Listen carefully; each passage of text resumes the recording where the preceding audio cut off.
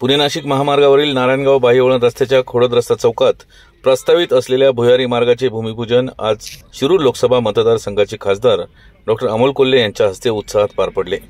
याप्रसंगी शिवसेना ठाकरे गट उपजिल्हाप्रमुख संभाजी तांबे, राष्ट्रवादी शरदचंद्र पवार पक्षाचे जिल्हा सरचिटणीस अनंतराव चौगुले, विघ्नहर साखर कारखान्याचे चेअरमन सत्यशील शेरकर, दुर्गाजी बेल्लेकर, माजी जिल्हा परिषद सदस्य शरद लेंडे, मोहित ढमाले, रमेश भुजबळ, दिलीप कोल्हे, तुषार थोरात, सूरज वाजगे, राष्ट्रीय महामार्ग प्राधिकरणाचे अधिकारी दिलीप शिंदे, शिवाजी खरमाळे, जनार्दन डोंगरे, खोडद व हिवरे गावचे सरपंच, उपसरपंच, पदाधिकारी तसेच या चौकात अपघातात मृत्युमुखी पडलेल्या स्वर्गीय कल्पना भोर यांचे कुटुंबीय, विकास भोर आदी मान्यवर यावेळी उपस्थित होते।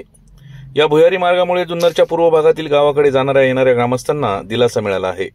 या महामार्गाच्या पूर्वेकडील प्रस्तावित असलेल्या पुणे नाशिक रेल्वे मार्गामुळे भविष्यात निर्माण होणारी वाहतूक कोंडी व इतर समस्यांवर मात करता येणार असल्याची भावना यावेळी खासदार डॉ अमोल कोल्हे यांनी व्यक्त केली। याप्रसंगी शरद लेंडे, शिवाजी खरमाळे यांनीही आपले विचार व्यक्त केले। यावेळी नेमके खासदार डॉ अमोल कोल्हे काय म्हणाले याविषयीचा प्रत्यक्ष आढावा घेतला आहे। आपला आवाज न्यूज नेटवर्कचे कार्यकारी संपादक किरण वाजगे यांनी पाहुयात। हे कार्य पुढे चालवण्यासाठीच तुम्ही जन्माला आले की काय, अशा प्रकारचं कौतुक आपल्या जवळच्या माणसाचं, जवळच्या मुलाचं, प्रतिनिधीचं निश्चितपणे केलं पाहिजे। आपल्याला सगळ्यांना अभिमान आहे की ते आपले खासदार आहेत आणि म्हणून त्यांनी गाडाबंदी असेल प्रत्येक विषयामध्ये जातीने लक्ष घातलं, प्रश्न समजून घेतले आणि आपण अनेक वेळा त्यांची भाषणं ऐकली।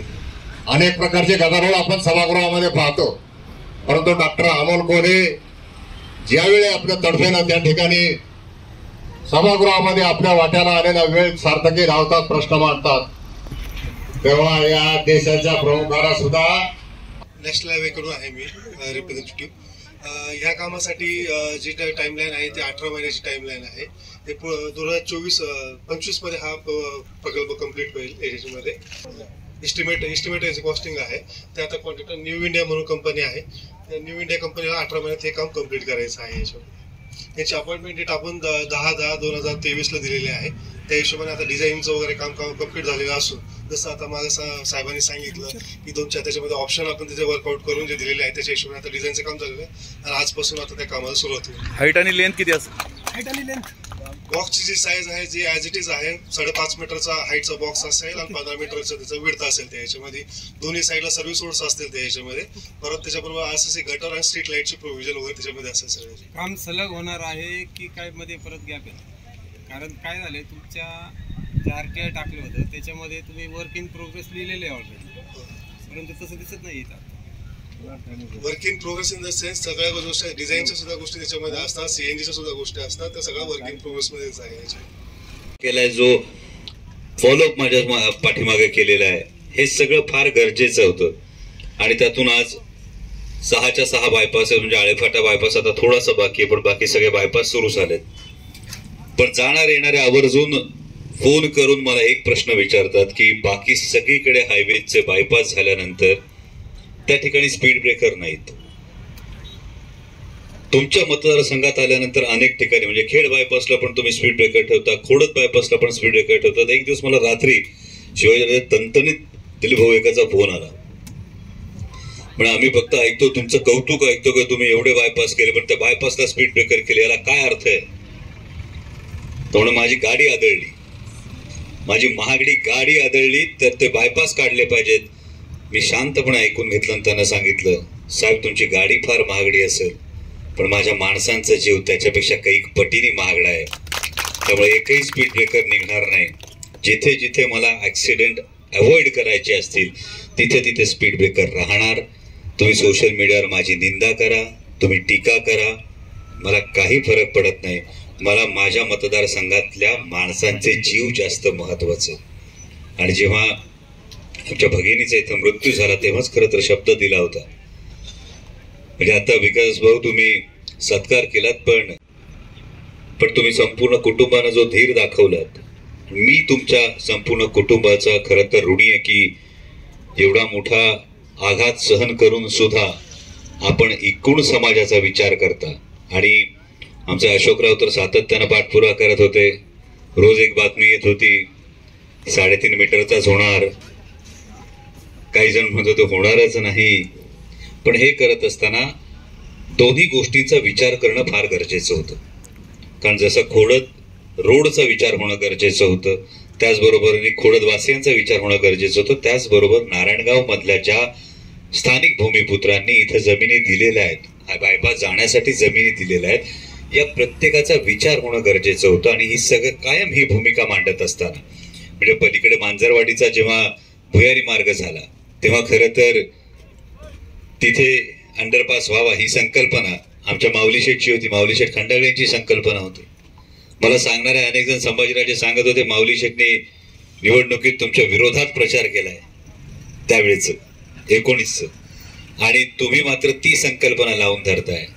मी हात जोडून सगळ्यांना एकच गोष्ट सांगितली, जे योग्य आहे त्याला योग्य म्हणायला शिकलं पाहिजे. राजकारण नंतर मांजरवाडीचा अंडरपास झाला, या भागात अंडरपास होत असताना अनेकांचे अनेक गैरसमज होत होते. वॉचमन ठेवला तर सगळ्यांना वाटलं तर बंगल्याला वॉचमन म्हटल्यानंतर बंगला सुरक्षित राहील. एक दिवस बंगल्यातून गाडी चोरीला गेली, दुचाकी. मालकाला कोणतरी विचारलं, तो वॉचमन ठेवलं गाडी चोरीला गेली. मालक म्हटला नाही, ते वॉचमन स्वयंपाक लय चांगला करते. ठीक आहे. दुसऱ्या दिवशी 4 चाकी चोरीला गेली. मालका परत तक्रार करायला गेल्यावर ते वॉचमन ठेवलं तरी 4 चाकी चोरीला गेली. मालक म्हटला नाही, ते वॉचमन स्वयंपाक लय चांगला करते. एक एक सामान जायला लागलं. शेवटी मालकाला कोणीतरी विचारलं, तू वॉचमन ठेवलाय का स्वयंपाकी ठेवलाय? मालक दुसरा तिसरा कोणी नव्हता, मालक जनता होती. वॉचमन दुसरा तिसरा कोणी नव्हता, तो लोकप्रतिनिधी होता. त्यामुळं वॉचमननी वॉचमनचं काम करायचंय, त्याने पॉलिसी मेकिंगचं काम करायचंय, त्याने संसदेमध्ये तुमचा आवाज उठवायचा आहे की त्याने जसे लेंडे साहेब म्हणाले तशा पद्धतीने या गोष्टी करायच्यात. हे जर प्रत्येकाने मनाला समजून घेतलं तर ज्याचं काम त्याने व्यवस्थित केलं, म्हणजे ग्रामपंचायत सदस्याचं काम ग्रामपंचायत सदस्यांनी चोख करणं, जिल्हा परिषद सदस्याचं काम जिल्हा परिषद सदस्यांनी चोख करणं, आमदारांचं काम आमदारांनी चोख करणं आणि खासदारांचं काम खासदारांनी चोख करणं, जर असं झालं तर जनता जनार्दनाचं भलं होतं. आणि याच पद्धतीने तुमचा सगळ्यांचा आशीर्वाद हा कायम राहू द्या. या माझ्यासाठी स्वतःसाठी सुद्धा विकास भाऊ एक भावनिक क्षण आहे. कारण 2019ला जेव्हा तुम्ही आशीर्वाद दिला होता तेव्हा या बायपासच्या रस्त्याचं वर्क ऑर्डर नसताना भूमिपूजन झालं होतं. शिंदे साहेब करे ना, पत्रकार बांधव बसलेत. वर्क ऑर्डर नसताना भूमिपूजन झालं होतं 19 साली. पण त्यानंतर वर्क ऑर्डर आली, त्यानंतर हा बायपास पूर्ण झाला. पण त्याचा प्लान जो आधी अप्रूव्ह झाला होता यामध्ये एक फार महत्वाची गोष्ट ही राहून गेली होती. कारण पलीकडच्या बाजूनी रेल्वे जाणार आहे आणि जर पलीकडच्या बाजूनी रेल्वे जाणार असेल मोहित भाऊ, तर इथे खरं तर भुयारी मार्ग असणं, अंडरपास असणं ही खरं तर गरज होती. ही फार महत्वाची गरज आहे. मगाशी लेंडे साहेब बोलताना म्हणाले की यामध्ये जो पूर्वेकडचा भाग आहे, खोडद आणि पूर्वेकडचा भाग आहे, या भुयारी मार्गाचा केवळ त्यांना फायदा नाही, उद्या रेल्वे झाल्यानंतर जो पश्चिमेकडचा संपूर्ण भाग आहे याला सुद्धा या भागाचा इतका महत्वाचा हा त्यांना फायदा होणार आहे. आणि त्यामुळे जसा हायवे झाला त्यानंतर अनेक खरं तर जाणारे येणारे आवर्जून फोन करतात.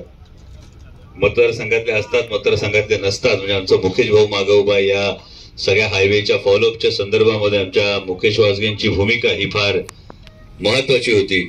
मुकेश वासगे असतील, वरुण भुजबळ असतील. माझ्यासाठी स्वतःसाठी सुद्धा विकास भाऊ एक भावनिक क्षण आहे. कारण 2019ला जेव्हा तुम्ही आशीर्वाद दिला होता तेव्हा या बायपासच्या रस्त्याचं वर्क ऑर्डर नसताना भूमिपूजन झालं होतं. शिंदे साहेब करे ना, पत्रकार बांधव बसलेत. वर्क ऑर्डर नसताना भूमिपूजन झालं होतं 19 साली. पण त्यानंतर वर्क ऑर्डर आली, त्यानंतर हा बायपास पूर्ण झाला. पण त्याचा प्लान जो आधी अप्रूव्ह झाला होता यामध्ये एक फार महत्वाची गोष्ट ही राहून गेली होती. कारण पलीकडच्या बाजूनी रेल्वे जाणार आहे आणि जर पलीकडच्या बाजूनी रेल्वे जाणार असेल मोहित भाऊ, तर इथे खरं तर भुयारी मार्ग असणं, अंडरपास असणं ही खरं तर गरज होती. ही फार महत्वाची गरज आहे. मगाशी लेंडे साहेब बोलताना म्हणाले की यामध्ये जो पूर्वेकडचा भाग आहे, खोडद आणि पूर्वेकडचा भाग आहे, या भुयारी मार्गाचा केवळ त्यांना फायदा नाही, उद्या रेल्वे झाल्यानंतर जो पश्चिमेकडचा संपूर्ण भाग आहे याला सुद्धा या भागाचा इतका महत्वाचा हा त्यांना फायदा होणार आहे. आणि त्यामुळे जसा हायवे झाला त्यानंतर अनेक खरं तर जाणारे येणारे आवर्जून फोन करतात. मतदारसंघातले असतात, मतदारसंघातले नसतात. म्हणजे आमचा मुकेश भाऊ मागवबा या सगळ्या हायवेच्या फॉलोअपच्या संदर्भामध्ये आमच्या मुकेश वासगेंची भूमिका ही फार महत्वाची होती. मुकेश वासगे असतील, वरुण भुजबळ असतील, मध्यमवर्गीय कुटुंबातला पोरगा आहे. म्हणून मला एकाने विचारलं पत्रकारांनी काल पुण्यात असताना की तुम्ही नेमकं काय आश्वासन देणार. म्हटलं द्यायला माझ्यासाठी काय आहे. म्हणून मी आता विरोधी पक्षातला खासदार आहे. 19,500 कोटी रुपयाचे नॅशनल हायवेचे प्रकल्प आणलेत, तरी सुद्धा रोज उठून जिल्हा नियोजन मधून निधी आता आम्हाला बंद झालाय, सरकारच्या प्लॅनिंग मधून निधी आता आम्हाला कमी मिळायला लागलाय. म्हणून मग तुम्ही देणार काय. म्हटलं माझ्या मायबाप जनतेच्या हक्काला आणि वेदनेला आवाज देण्याचं काम 100% करीन, एवढी तुम्हाला प्रत्येकाला ग्वाही देतो. आपण इतक्या अल्पावधीत विचार होणं गरजेचं आहे. कारण एकदा रस्ता गेला आणि पैसे मिळाले म्हणजे सगळं होत नाही. भूसंपादन झालं, पैसे मिळाले म्हणून काही होत नाही, मोबदला मिळाला म्हणून पुढे काहीतरी उद्योगधंदे करण्याच्या दृष्टीनं रोडचं फ्रंटेज किती राहील. म्हणजे जर 5.5 मीटरचा पूर्ण उंचीचा जर झाला असता तर जो फ्लायओव्हर उतरतो म्हणजे वरचा भाग जो उतरतो तो जवळपास 450 मीटर पुढे जाणार होता. बरोबर शिंदे साहेब. पण याच्यावर मग मला स्थानिकांना नेमकं काय त्याच्यामध्ये आपल्याला जो फायदा आहे तो काय करून देता येईल, जेणेकरून हिवऱ्याचे खोडची माणसं आपलीच, नारायणगावची माणसं आपलीच, एकाच आईची लेकरं पाण्यात काठी मारल्यावर पाणी तुटत नाही. पण एका भुयारी मार्गासाठी आपण आपापसात का वाद घालायचा. म्हणून हा भुयारी मार्ग आपण जवळपास 3 मीटर खाली नेतोय, 3-3.5 मीटर खाली नेतोय. 3 मीटरने हा भुयारी मार्ग खाली नेतोय, जेणेकरून जो 450 मीटरला त्याचा पूल उतरला असता तो जेमतेम 150 मीटरला उतरतोय. म्हणजे जवळपास 250 ते 300 मीटरचं रोड फ्रंटेज हे नारायणगावचे जे सगळे स्थानिक भूमिपुत्र आहेत यांचं सुद्धा वाचतंय, भुयारी मार्ग सुद्धा होतोय. आणि अशा पद्धतीनं काम करत असताना खरं तर पॉलिसी कशी बदलता येते यासाठी संसदेत राहणं गरजेचं आहे. लेंडे साहेब म्हणाले की काही जण टीका करतात, तर तुम्ही सांगत असताना लेंडे साहेब एक मला गमतीशीर प्रसंग आठवला.